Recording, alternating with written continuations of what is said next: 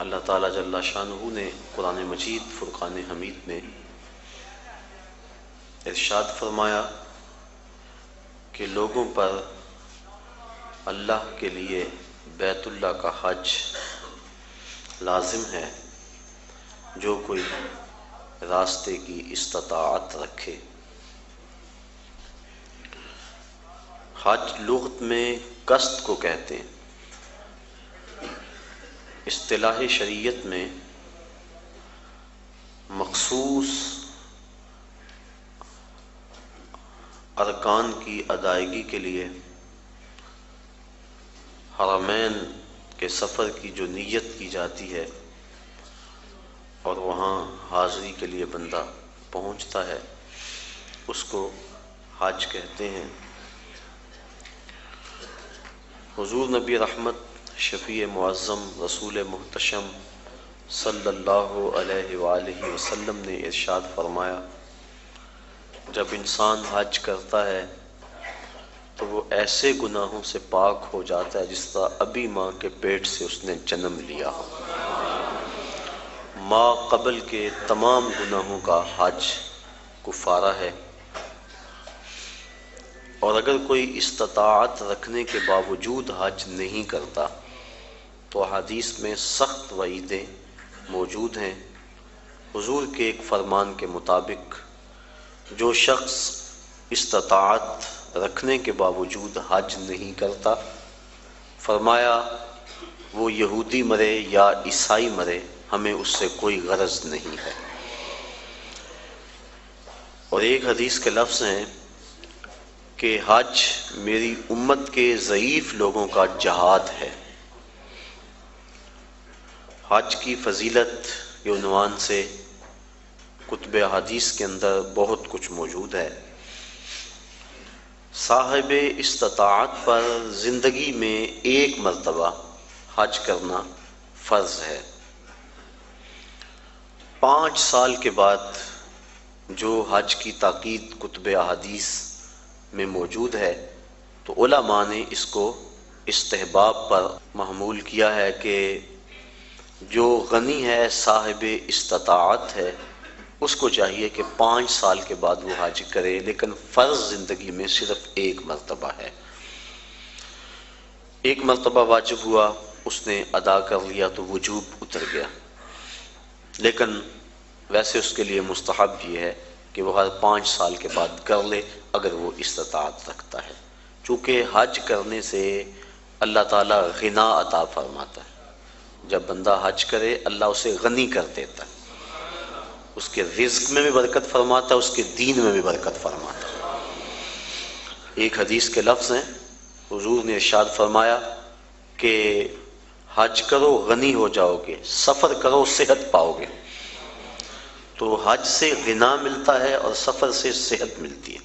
زندگی میں ایک مرتبہ حج کی فرضیت پر دلیل وہ معروف روایت ہے جو آپ نے متعدد مرتبہ علماء سے سماعت کی ہوئی ہوگی کہ حضور نے ارشاد فرمایا لوگوں حج کے لیے آیا کرو۔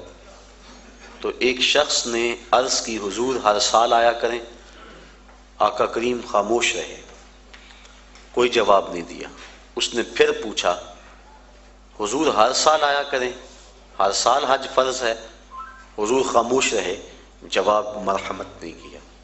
اس نے تیسری مرتبہ پھر سوال کیا تو آقا کریم نے پھر خاموشی اختیار کی، پھر وقفہ سکوت توڑتے ہوئے فرمایا تم سے پچھلی امتیں نبیوں پر کثرت سوالات کی وجہ سے ہلاک کر دی گئیں، لو قلت نعم لوجبت، اگر میری زبان سے ہاں نکل جاتی تو واجب ہی ہو جاتا۔ وہ زبان جس کو سب کن کی کنجی کہیں، اس کی نافذ حکومت پہ لاکھوں سلام۔ کہا اگر میری زبان سے ہاں نکل جاتی تو واجب ہی ہو جاتا۔ تو حضور کا اختیار فی شریعت سمجھ میں آیا کہ حضور جو کہیں وہی دین ہوتا ہے۔ قرب قیامت کے فتنوں میں سے ایک فتنہ حضور نے آج سے صدیوں قبل بیان فرما دیا۔ نسائی شریف کی روایت ہے، حضور نے ارشاد فرمایا قرب قیامت میں کچھ لوگ کہیں گے کہ حلال وہی ہے جو اللہ نے حلال کیا، حرام وہی ہے جو اللہ نے حرام کیا۔ فرمایا انما اوتیت القرآن ومثلہ معہ، مجھے قرآن بھی دیا گیا اور قرآن جتنے اور علم بھی میرے سینے میں رکھ دیے گئے۔ تو جس کو میں حلال قرار دے دوں وہ ایسی ہے جس طرح اللہ نے حلال قرار دیا ہے، اور جس کو میں حرام قرار دے دوں وہ ایسے ہی ہے جس طرح اللہ نے حرام قرار دیا ہے۔ چونکہ مصطفیٰ اپنی مرضی سے نہیں بولتے، وما ينطق عن الهوى ان هو الا وحی یوحی، جو مالک کی مرضی ہوتی ہے وہی مصطفیٰ کی بولی ہوتی ہے۔ تو اس لیے جو حضور فرما دے وہی دین ہوتا ہے۔ تو اس نے عرض کی حضور کیا ہر سال حج فرض ہے؟ تو آقا کریم فرمایا تم سے پہلی امتیں نبیوں پر کثرت سوالات کی وجہ سے ہلاک کر دی گئیں۔ لو قلت نعم لواجبت، اگر میری زبان سے ہاں نکل جاتی تو واجب ہی ہو جاتا۔ تو زندگی میں ایک مرتبہ حج فرض ہے۔ حضور نے حج کی فضیلت کے بارے میں بہت کچھ ارشاد فرمایا، اور ایک روایت کے لفظ ہیں کہ ایک حج ایسا ہے جس سے 3 آدمیوں کی مغفرت ہو جاتی ہے، اور وہ حج بدل ہے۔ کوئی اپنے والدین کی طرف سے، اپنے کسی عزیز کی طرف سے کسی کو حج کروائے تو ایک جس نے حج کیا اس کی بخشش ہو گئی، ایک جس نے حج کروایا اس کی بخشش ہو گئی، ایک جس کی طرف سے حج کیا گیا اس کی بخشش ہو گئی۔ تو یہ حج ایسا ہے، ایک حج سے 3 آدمیوں کی مغفرت فرما دی جاتی ہے۔ حج کا مقصد کیا ہے؟ حج کیوں کیا جاتا ہے؟ اس پر کچھ باتیں میں آج کی اس نشست میں آپ کے گوش گزار کرنا چاہوں گا۔ حج کا بنیادی مقصد اور ہر نیک عمل کا بنیادی مقصد رضائے الہی کا حصول ہے۔ انسان جو بھی نیک عمل کرتا ہے، ہر نیک عمل کا مقصد اللہ کی رضا کو حاصل کرنا ہے۔ قرآن مجید میں ارشاد فرمایا گیا کہ تمہاری قربانی کا گوشت اور خون اللہ کو نہیں پہنچتا، بلکہ تمہارے دل کا وہ تقوی اللہ کو پہنچتا ہے جس کے لیے تم نے قربانی کی ہے۔ گوشت خود کھا لیتے ہو، خون گلیوں میں بہہ جاتا ہے، کھالیں مدارس میں چلی جاتی ہیں، مختلف تنظیمات لے جاتی ہیں، تو اللہ کو کیا پہنچا؟ تو کہا تمہارے دل کا وہ تقوی ہے جو خلوص اور للہیت ہے، اللہ کی رضا جوئی کا جو جذبہ ہے وہ جذبہ اللہ کو پہنچتا ہے۔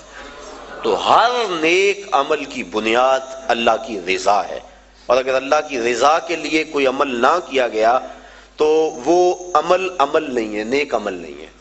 اور صرف ریاکاری کو شرک اصغر کہا گیا ہے، ورنہ انسان جو نیکیاں کرتا ہے، اچھے کام کرتا ہے، کسی کو شرک نہیں کہا گیا، ریاکاری کو شرک اصغر کہا گیا ہے۔ جب اللہ کے علاوہ بندہ کسی اور کے لیے نیک عمل کرتا ہے تو وہ نیک عمل نہیں ہوتے، اس کو شرک اصغر کہا گیا۔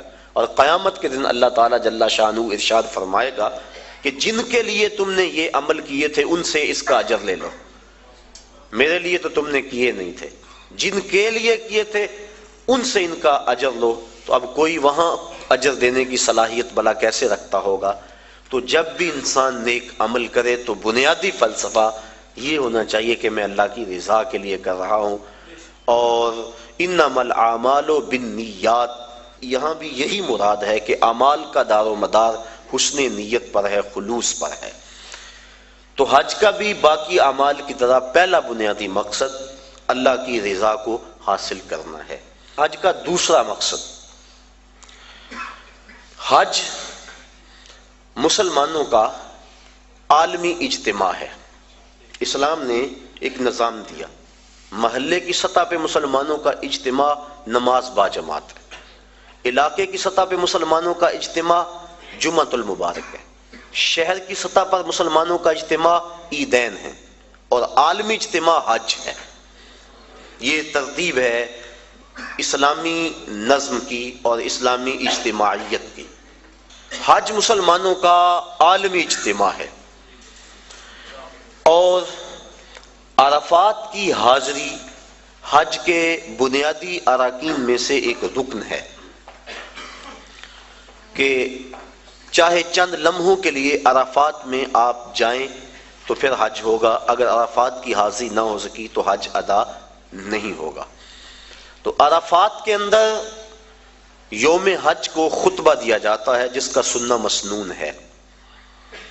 تو خطبہ حج کے اندر مسلمانوں کے عالمی اجتماع کو امام حج، امیر حج کا منصب ہے کہ جو مسائل درپیش ہیں ان مسائل کی روشنی کے اندر ان کی رہنمائی کرے۔ حضور نبی رحمت صلی اللہ علیہ وآلہ وسلم کا خطبہ حج ہمارے سامنے ہے۔ اس وقت جو حالت ہے مسلمانوں کی وہ کسی سے مخفی نہیں، اور حج کے موقع پہ چاہیے تو یہ کہ امیر حج پورا سال محنت کرے، اپنی ٹیمیں مختلف علاقوں میں بھیج کر تجزیہ کرے کہ مسلمان اس وقت پوری دنیا سے پیچھے کیوں رہ گئے ہیں، اور جو سازشیں کرنے والے اہل اسلام کو ہر وقت ظلم و جبر کی چکی میں پیس رہے ہیں تو ان سے چھٹکارا کیوں کر ممکن ہے۔ تو وہ پوری دنیا کے آئے ہوئے نمائندوں کو پورے سال کا لائحہ عمل دے کہ تم نے اپنے اپنے علاقوں میں جا کے یہ کرنا ہے اور اس پیغام کو آگے لوگوں تک پہنچانا ہے۔